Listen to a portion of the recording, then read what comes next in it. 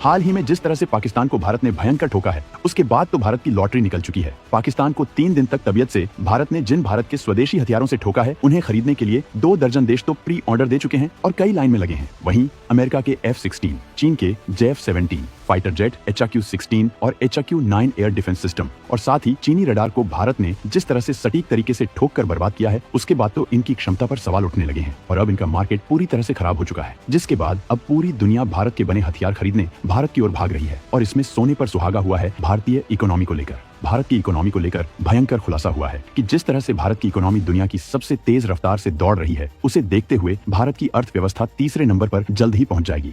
Bharat Germany को cross कर चुका है और जल्द ही जापान को भी पछाड़ देगा, जिसकी हालत ग्रीस से भी बदतर हो चुकी है। इसके बाद भारत विश्व की सबसे बड़ी तीसरी अर्थव्यवस्था बनने वाला है। इसमें IMF ने भी मुहर लगा दी है। भारत के रास्ते में अमेरिका का टैरिफ भी कुछ नहीं बिगाड़ पाएगा। आगे बढ़ने से पहले कुछ सवाल हैं कि क्या पाकिस्तान को भारत ने जिस तरह से ठोका है, वो भारत को अरबों डॉलर का भयंकर फायदा पहुंचाने वाला है। भारत के हाथ ऐसा क्या लग चुका है कि भारत की इकोनॉमी की रफ्तार को चीन, अमेरिका भी नहीं रोक पा रहे। क्या कारण है कि 4 दिन की जंग के बाद भी दुनिया भर कंपनियां भाग रही भारत की ओर, मान रही सबसे सेफ कंट्री।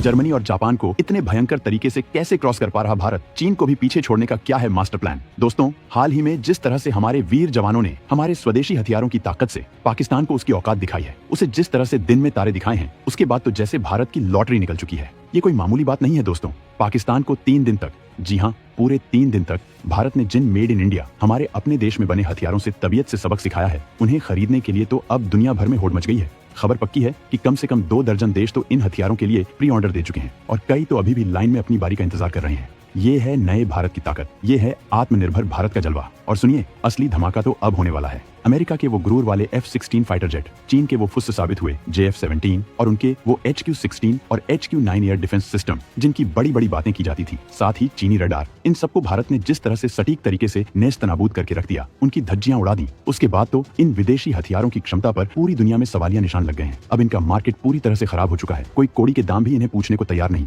जिसके बाद अब पूरी दुनिया भारत की ओर उम्मीद भरी नजरों से देख रही है। भारत के बने हथियार खरीदने के लिए दौड़ लगा रही है और इस पूरे माहौल में सोने पर सुहागा हुआ है हमारी भारतीय इकोनॉमी को लेकर। जी हाँ, एक तरफ डिफेंस में दुनिया भारत का लोहा मान रही है, तो दूसरी तरफ हमारी अर्थव्यवस्था ने भी कदर मचा रखा है। भारत की इकोनॉमी को लेकर जो ताजा खुलासा हुआ है, उसने बड़े बड़े एक्सपर्ट्स के होश उड़ा दिए हैं। जिस तरह से भारत की इकोनॉमी दुनिया की सबसे तेज रफ्तार से दौड़ रही है, उसे देखते हुए ये तय हो चुका है कि भारत की अर्थव्यवस्था जल्द ही दुनिया में तीसरे नंबर पर पहुंच जाएगी। हमने जर्मनी को तो कब का पीछे छोड़ दिया है और अब बारी है जापान की, जिसे हम बहुत जल्द पछाड़ने वाले हैं। आपको बता दें कि जापान की हालत तो आज ग्रीस से भी बदतर हो चुकी है। वहाँ के प्रधानमंत्री खुद ये बात कबूल कर चुके हैं। इसके बाद भारत विश्व की तीसरी सबसे बड़ी अर्थव्यवस्था बनने वाला है और इस पर इंटरनेशनल मॉनिटरी फंड यानी IMF ने भी अपनी फाइनल मुहर लगा दी है। और तो और अमेरिका के वो टैरिफ, जिनकी धमकी से दुनिया कांपती थी, वो भी भारत के इस विजय रथ को नहीं रोक पाएंगे। एक ताजा रिपोर्ट में ये दावा किया गया है कि भारत इन टैरिफ वॉर से निपटने के लिए दुनिया के किसी भी देश से बेहतर स्थिति में है। हम आपको बताएंगे इस धमाकेदार खबर की पूरी कहानी, तो बने रहिएगा वीडियो पर और इस संबंध में आपके जो भी विचार हो कमेंट में लिखकर जरूर बताइएगा। भारत को मालामाल करने कई देश खरीद रहे भारत से हथियार, दे रहे अरबों डॉलर। तो दोस्तों, सबसे पहला और सबसे बड़ा सवाल यही है कि पाकिस्तान को उसकी सही जगह दिखाने के बाद, उसे धूल चटाने के बाद ऐसा क्या कमाल हो गया कि भारत पर अरबों डॉलर की बरसात और भी तेज हो गई है। देखिए, दुनिया का एक सीधा सा नियम है, जो जीता वही सिकंदर। और भारत ने न सिर्फ जंग के मैदान में अपनी धाक जमाई है, बल्कि दुनिया को ये भी दिखा दिया है कि हमारे हथियार किसी भी विदेशी हथियार से कम नहीं, बल्कि कई मामलों में उनसे 20 हैं। जब दुनिया ने अपनी आंखों से देखा कि कैसे भारत के स्वदेशी डिफेंस सिस्टम्स ने दुश्मन के मंसूबों को खाक में मिला दिया, कैसे हमारे फाइटर जेट्स ने दुश्मन की हवाई सीमाओं में घुसकर उनके होश फाख्ता कर दिए, तो उनका भरोसा भारतीय टेक्नोलॉजी पर कई गुना बढ़ गया। पहले जो देश भारत को सिर्फ एक बायर के तौर पर देखते थे, आज वही देश भारत से हथियार खरीदने के लिए बेताब हैं। इसे कहते हैं performance speaks louder than words. Bharat के Tejas fighter jet, BrahMos missile, Pinaka rocket launcher और आकाश एयर डिफेंस सिस्टम जैसे हथियारों की डिमांड आसमान छू रही है। कई देशों को ये समझ में आ गया है कि भारत के हथियार न सिर्फ अफोर्डेबल हैं, बल्कि परफॉर्मेंस में भी लाजवाब हैं। ये सिर्फ हथियारों की बिक्री नहीं है दोस्तों, ये भारत की बढ़ती स्ट्रेटेजिक इंपॉर्टेंस का भी सबूत है। जब देश डिफेंस में आत्मनिर्भर होता है, तो उसका रुतबा पूरी दुनिया में बढ़ता है और जब रुतबा बढ़ता है, तो इन्वेस्टमेंट भी खींचा चला आता है। आज फॉरेन इन्वेस्टर्स को भारत एक सेफ और प्रॉफिटेबल डेस्टिनेशन दिख रहा है। उन्हें पता है कि एक मजबूत और सुरक्षित भारत ही उनके निवेश की गारंटी दे सकता है। इसलिए पाकिस्तान को सबक सिखाने का सीधा असर हमारी डिफेंस एक्सपोर्ट्स पर पड़ा है, जिससे देश में फॉरेन एक्सचेंज आ रहा है। और हमारी इकोनॉमी को एक नया बूस्ट मिल रहा है। भारत के हाथ ऐसा क्या लग चुका है कि इकोनॉमी की रफ्तार रुके नहीं रुक रही। अब सवाल ये है कि भारत ने आखिर ऐसा क्या करिश्माई काम किया है कि हमारी इकोनॉमी इतनी भयंकर रफ्तार से आगे बढ़ रही है। जर्मनी को तो हमने कब का पीछे छोड़ दिया और अब जापान को भी धूल चटाने की पूरी तैयारी है। दोस्तों, ये कोई एक रात का चमत्कार नहीं है, बल्कि ये नतीजा है पिछले कई सालों की कड़ी मेहनत, दमदार नीतियों और देश के 140 करोड़ लोगों के मजबूत इरादों का। सबसे पहले तो मेक इन इंडिया और आत्मनिर्भर भारत जैसे इनिशिएटिव्स ने हमारी मैन्युफैक्चरिंग सेक्टर में नई जान फूंक दी है। आज दुनिया की बड़ी बड़ी कंपनियां भारत में अपनी फैक्ट्रियां लगा रही हैं, जिससे न सिर्फ लाखों जॉब्स पैदा हो रही हैं, बल्कि हमारा एक्सपोर्ट भी तेजी से बढ़ रहा है। दूसरा बड़ा कारण है हमारा डिजिटल रेवोल्यूशन। यूपीआई ने तो जैसे क्रांति ही कर दी है। आज चाय की दुकान से लेकर बड़े शॉपिंग मॉल्स तक हर जगह डिजिटल पेमेंट्स हो रहे हैं। इससे इकोनॉमी में ट्रांसपेरेंसी आई है और करप्शन पर लगाम लगी है। जैम ट्रिनिटी यानी जानधान, आधार और मोबाइल ने सरकारी योजनाओं का पैसा सीधे गरीबों के खाते में पहुंचाया है। बिचौलियों का खेल खत्म। तीसरा, भारत का स्टार्टअप इकोसिस्टम आज दुनिया का तीसरा सबसे बड़ा इकोसिस्टम बन चुका है। हमारे नौजवान आज जॉब सीकर नहीं बल्कि जॉब क्रिएटर बन रहे हैं। उनके इनोवेटिव आइडियाज और ग्लोबल एम्बिशंस भारतीय इकोनॉमी को नई ऊंचाइयों पर ले जा रहे हैं। चौथा, इंफ्रास्ट्रक्चर डेवलपमेंट पर सरकार का फोकस कमाल का रहा है। वर्ल्ड क्लास हाईवेज, एयरपोर्ट्स और रेलवेज का जो जाल बिछाया जा रहा है वो हमारी इकोनॉमी के लिए किसी वरदान से कम नहीं। गुड्स का मूवमेंट तेज हुआ है, लॉजिस्टिक्स कॉस्ट कम हुई है, जिससे हमारी इंडस्ट्री और कॉम्पिटिटिव बन गई है। और पांचवां, सरकार ने ईज ऑफ डूइंग बिजनेस को बेहतर बनाने के लिए कई कदम उठाए हैं।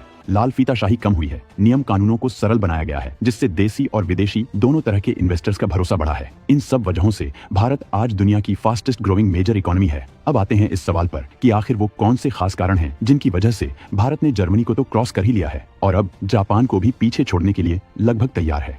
भारत की इस रिकॉर्ड तोड़ सफलता के पीछे असली वजहें क्या हैं? दोस्तों, जैसा हमने पहले भी कहा, भारत की तरक्की के कई मजबूत स्तंभ हैं। लेकिन जब हम जर्मनी और जापान जैसी डेवलप्ड इकोनॉमीज से अपनी तुलना करते हैं तो कुछ बातें शीशे की तरह साफ हो जाती हैं। पहला और सबसे बड़ा तुर्क का इक्का है हमारी डेमोग्राफिक डिविडेंड, यानी हमारी युवा आबादी। आज जब जर्मनी और जापान जैसे देश बूढ़ी होती आबादी और काम करने वाले लोगों की घटती संख्या से परेशान है, वहीं भारत दुनिया का सबसे नौजवान देश है। हमारे पास करोड़ों ऐसे जोशीले, पढ़े लिखे और हुनरमंद युवा हैं जो देश की तकदीर बदलने का माद्दा रखते हैं। ये यूथ पावर ही भारत की असली ताकत है। दूसरा बड़ा फैक्टर है भारत का विशाल डोमेस्टिक मार्केट।